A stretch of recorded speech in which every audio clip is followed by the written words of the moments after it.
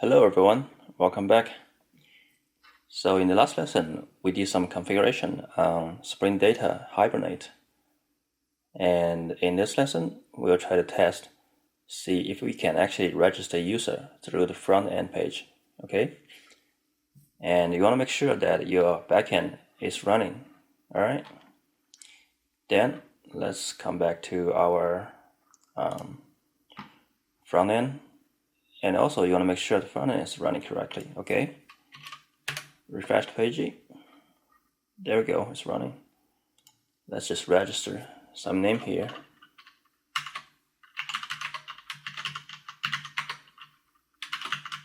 I'm just giving some random data.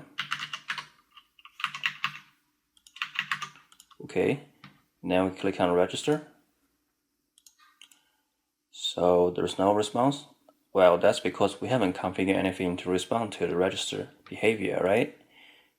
Then let's bring up our console by pressing F12 if you are using Windows in Chrome, or you can simply go to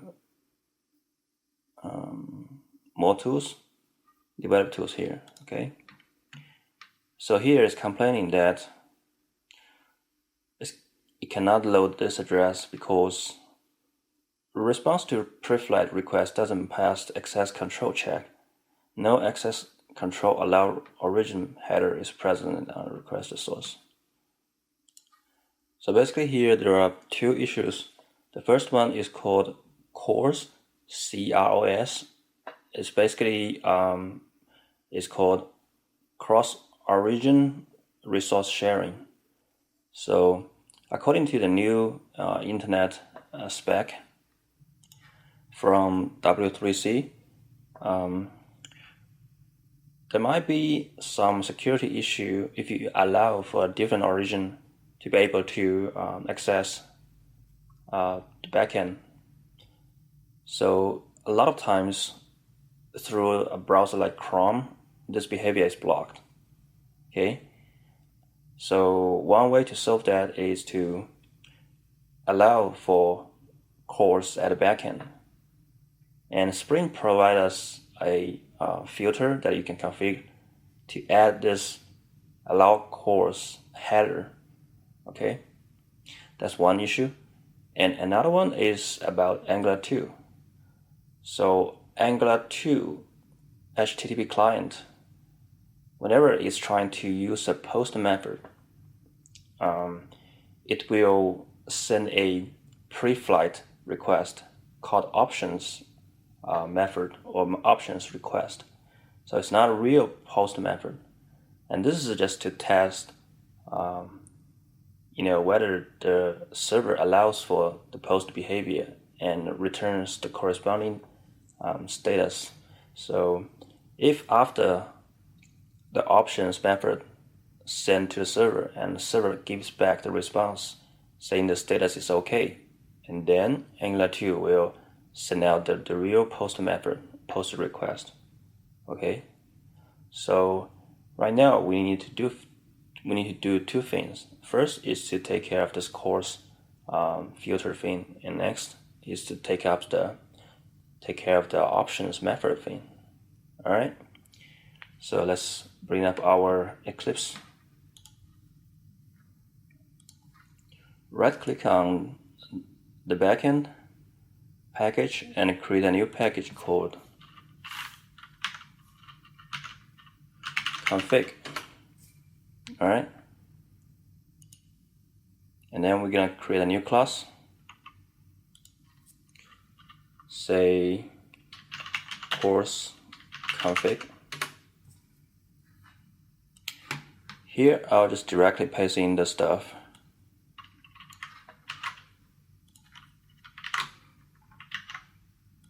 And put the add configuration annotation here. Control-Shift-O.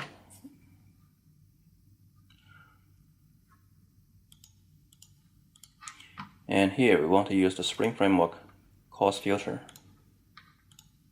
Okay.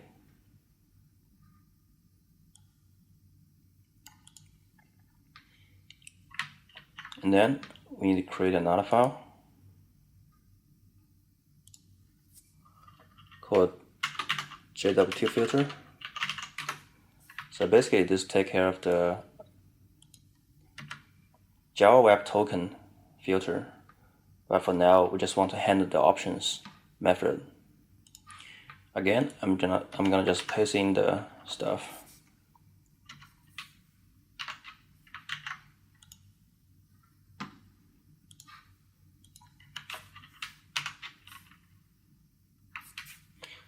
Ctrl-Shift-O to import. You can get rid of this add override annotation. Okay. And then let's stop the server and rerun it.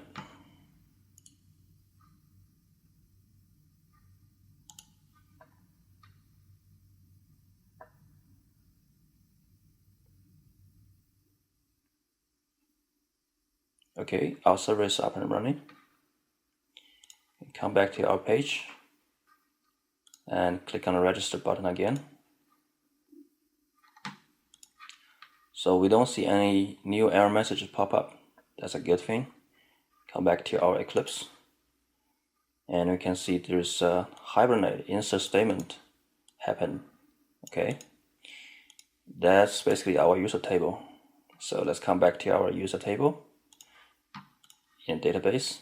First we need to refresh and then take a look at our user table. Okay, so we have some data inserted, but the real data is not attached here. Okay, why is that? Let's come back to our Atom editor and bring up the register component. Okay, so here we have our new user instance created, and also if you open the HTML, we have our HTML form created. But there's one gap between the form data and the instance data. So whenever we type in those fields, like first name, last name, the values is not really binded to the instance. Okay, so that's the gap we need to fix. And Angular 2 provides a way called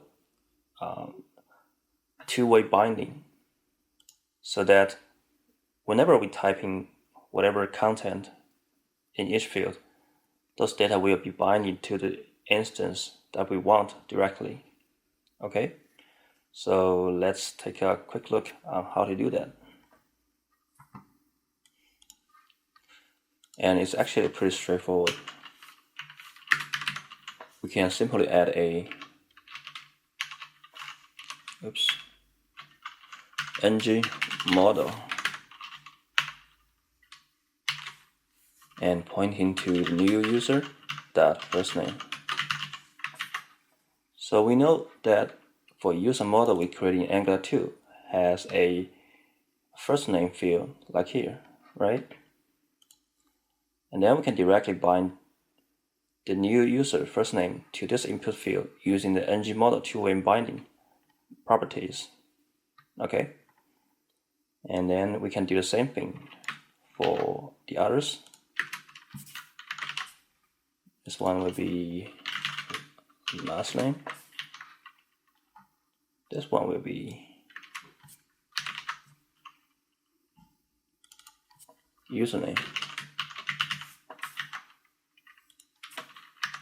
And this one will be password. We don't have to bind two of them. The second one is for verification purpose. So later we can add some functions to check the validity of the two password to see if they match up.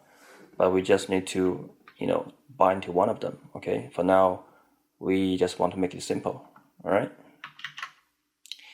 And then how do we know that it's binded correctly? Well, we can just simply add some text to display the things we want. So say username and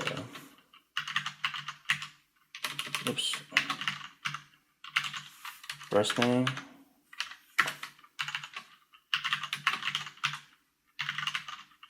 and last name. Okay, come back to our form, and let's just refresh it.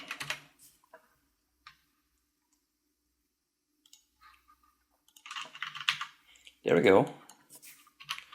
So whenever we type in our first name, you can see it's two-way binding, and the new data content will be displayed here. Okay, so that's good. All right, now we have our two-way binding. Let's delete this. We can try to add register the user again.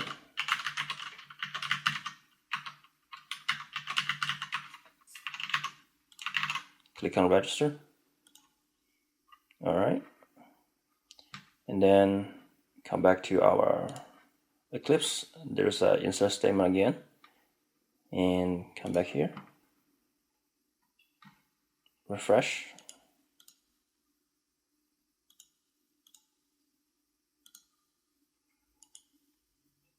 open table.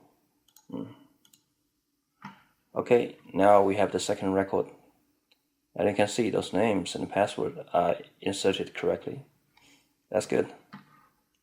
All right, that's pretty much for this lesson. We will continue in the next one. Bye.